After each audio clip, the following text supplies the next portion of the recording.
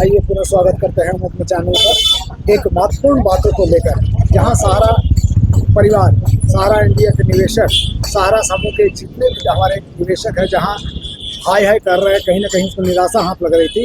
एक शायद फिर अगर उम्मीद जगी है कि माननीय उच्च न्यायालय में 5 तारीख को सुनवाई है। क्या कहेंगे रविंद्र? सबसे पहले तो आपको और आपके दर्शकों को झारखंड जोहार। सबसे बड़ी बात तो ये है कि जो 5 तारीख के सुप्रीम कोर्ट में सुनवाई की डेट रखा गया, उसमें 3 केस का मामला वहाँ पर रखा गया। एक तो जो सितंबर में 3, 4 और 5 सितंबर को जो सुनवाई हुआ था सहारा से भी केस का मामले का, और जिसमें सुप्रीम कोर्ट ने आदेश दिया था कि 1000 करोड़ रुपया ला करके आप यहाँ जमा करेंगे, उस पर भी अभी तक कोई अपडेट नहीं आया। जबकि कुछ ऐसी बातें सोशल मीडिया में या इधर की बातें आते रहता है कि वह सहारा परिवार वहाँ पर जमा कर दिया है, लेकिन ऐसा ऑथेंटिक कोई भी रिपोर्ट न सहारा परिवार से मिला है, न कोर्ट की तरफ से ऐसा कोई सूचनाएं बाजार में आया है कि वे लोग 1000 रुपये जमा कर दिए। उस मामले का भी सुनवाई है, जिसमें एक समिति का भी गठन किया गया था। वह समिति का रिपोर्ट का भी वहाँ पर क्या प्रोग्रेस है, वो सारे तमाम चीज़ का। दूसरा केस एक PIL दाखिल किया गया है जो CRC रिफंड पोर्टल में, उसमें बहुत सी असुविधाएं जो जनता को हो रही है। कुछ लोग पैसा जमा कर अपना पेपर जमा कर दिए है, लेकिन उसका निष्पादन नहीं हो रहा है। किसी का कुछ गड़बड़ी है, किसी का कुछ गड़बड़ी है। ये तमाम चीज़ों को लेकर के भी PIL में कुछ संस्थाएं गई है।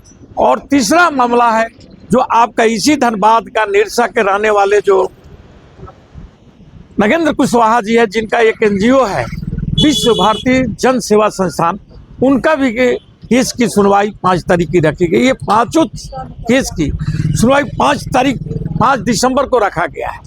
इसमें सबसे बड़ी बात ये समझने का चीज़ है कि जो ये खन्ना साहब जो आज चीफ जस्टिस बने हुए हैं, उस समय उस बेंच में थे, और आज जो 5 तारीख का भी सुनवाई होगा उसका भी नेतृत्व उन्हीं को करना है।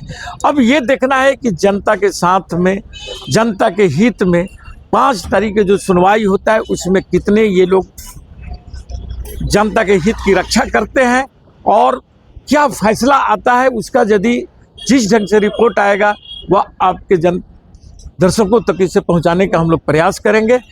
साथ साथ आपको यह भी बतलाते चले कि देश के गृह मंत्री सह सहकारिता मंत्री अमित शाह जी आज चंडीगढ़ में नए कानून का उद्घोष कर रहे हैं, लेकिन उस नए कानून में जो प्रावधान बनाए गए हैं उसमें कहीं पर भी इस ढंग की कोई कानून नहीं बनाया गया कि इस ढंग के चीटिंग करके जनता के साथ धोखाबाजी करने वाले लोगों को कब तक और कैसे अरेस्ट किया जाएगा और उनसे कैसे जनता के पैसे को वापस कराया जा सकता है।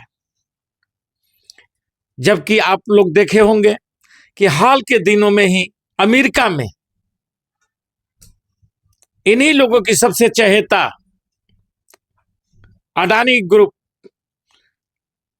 गौतम अडानी एवं उनके भतीजा सागर अडानी पर किस ढंग से वहां की जनता के हित की रक्षा के लिए न्यायालय ने इन लोगों पर शिकंजा कसा है, जिससे पूरी भारत सरकार उसमें घिरती नजर आ रही है। मेरे कहने का तात्पर्य यह है कि एक अमेरिका भी है और एक इंडिया भी है। इंडिया के भी प्रधानमंत्री, गृह मंत्री, हर राजनेता ये बोलते हैं कि हम जनता के लिए काम करते हैं, जनता की दुख दर्दों में साथ रहते हैं, जनता के साथ कोई छल कपट नहीं कर सकता है। लेकिन यहीं पर भारत से बैंक लूट करके भगोरे चले जाते हैं, उन पर कोई कार्रवाई नहीं होती है। और यदि जो यहां है लूट करके आराम से अपनी संपत्तियां बेच रहे हैं, जिसे जैसे सहारा परिवार को ही देख लीजिए, ये अपनी संपत्तियां धीरे धीरे करके बेचते जा रहे हैं, लेकिन जनता के जो कि गाढ़ी कमाई उनके यहां जमा है, उस पैसे को लौटाने में आगे नहीं आ रहे हैं। यानी सरकार की कोई डर नहीं है। आज भारत के व्यापारियों को कोई डर नहीं है। जिस ढंग से अमेरिका में वहां पर जनता के साथ यदि कोई धोखाधड़ी करता है, उनके साथ छलवा करता है, तो उन्हें वो चाहे देश का हो या विदेश का हो, पहले वहां की जनता प्रिय सर्वोपरि होता है, उसके बाद ही कोई हो सकता है। और उसी कड़ी में अडानी और उनके भतीजा सागर को, दोनों को भी वारंट इशू किया गया है। उन लोगों को 21 दिन का मोहलत दिया गया है और देखते हैं कि वो 21 दिन में वे लोग क्या वहां जवाब देते हैं। अगर वे लोग सटीक जवाब नहीं देंगे, जो 2200 करोड़ रुपया वहां की जनता से 24,000 करोड़ रुपया वसूलने के बाद 2200 करोड़ रुपया, उसमें से ये लोग भारतीय पदाधिकारियों को घूस के रूप में दिए हैं, उसी का विवाद वहां चल रहा है। और इस विवाद के लेकर के वहां की कोर्ट सख्त हो गई है, क्योंकि वहां की जनता की पैसा है। लेकिन क्या भारत में ऐसा आपको देखने को मिलता है? भारत में क्या ऐसा कभी कदम उठाया जा सकता है? आज 2014 से मोदी सरकार सहारा जमाकर्ताओं के लिए क्या किया? हर चुनाव में खोखले वादे किए जाते हैं कि सबको पैसे दिए जाएंगे, लेकिन क्या पैसा मिला? जो पैसा सुप्रीम कोर्ट से आदेश होने के बाद भी 5,000 करोड़ रुपया मिला, उससे भी सही ढंग से आज तक वितरित नहीं किया गया है।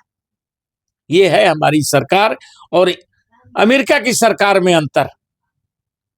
यहां पर सिर्फ चुनाव के समय लोक लुभावन वादे दे दिए जाते हैं और हम और आप उसमें उलझ करके और इन्हें मतदान कर देते हैं, इन्हें जिता करके उनको गद्दी पर बैठा देते हैं। और फिर ये लोग उन्हीं पूंजीपतियों के लिए, उन्हीं ठग ठठेरों के लिए कार्य करने लगते हैं, क्योंकि उनसे इन लोगों की मोटी कमाई होती है, चंदे के रूप में पैसा आने लगता है। और इसी के साथ हम अपना वक्तव्य समाप्त करते हैं। जय हिंद, जय।